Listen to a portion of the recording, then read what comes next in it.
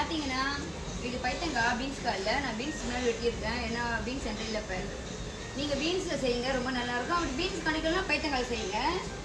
முட்டை போட்டு பரட்ட போகிறப்ப நம்ம கொஞ்சோண்டு வெங்காயம் நறுக்கி போட்டுக்குங்க.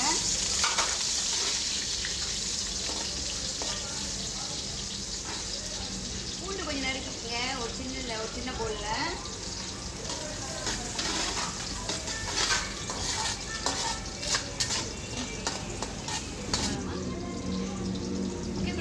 பழுத்த மிளகாவை நான் 3 மிளகா வெட்டியிருக்கேன். 3 மிளகா வெட்டிக்கங்க.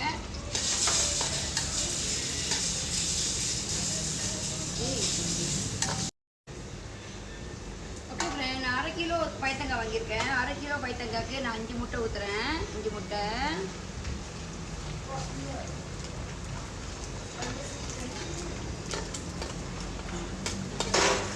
சரி, ஓகே ஃப்ரெண்ட், பார்த்தீங்கன்னா பைத்தங்காய் போடுறேன்.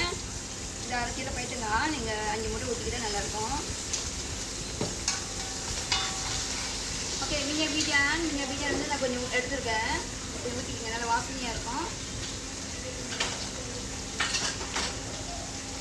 கிராம் இந்த கரண்டியில் நான் இதுக்கு பைத்தங்காய்க்கு வந்து 2 கரண்டி எடுத்துருக்கேன்.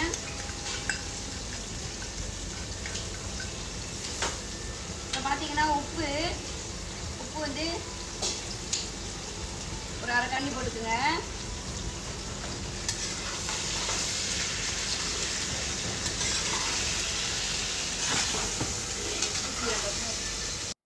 ஓகே ஃப்ரெண்ட், ஈஸியான சமையல் இது.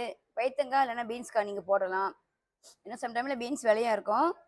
ஓகே, இது ஈஸியான சமையல். பிள்ளைங்களுக்கு சமைச்சு கொடுக்கலாம். கறி எதுவும் இல்லைனா கூட டக்குன்னு ஒரு காய் எடுத்து, பாவக்காவும் சரி, பைத்தங்காவும் சரி, பீன்ஸ்க்காக இருந்தாலும் சரி, நீங்கள் இந்த மாதிரி ஒரு சமையல் செஞ்சு ஈஸியாக வீட்டில் சோறு சாப்பிட்றலாம். பிள்ளைங்களுக்கு சமைச்சு கொடுங்க. ரொம்ப ருசியான பைத்தங்காய் பெரட்டல் முட்டை போட்டு சைனீஸ் ஸ்டைலில். நன்றி. ரசம் ராஜேஷ் இப்போ.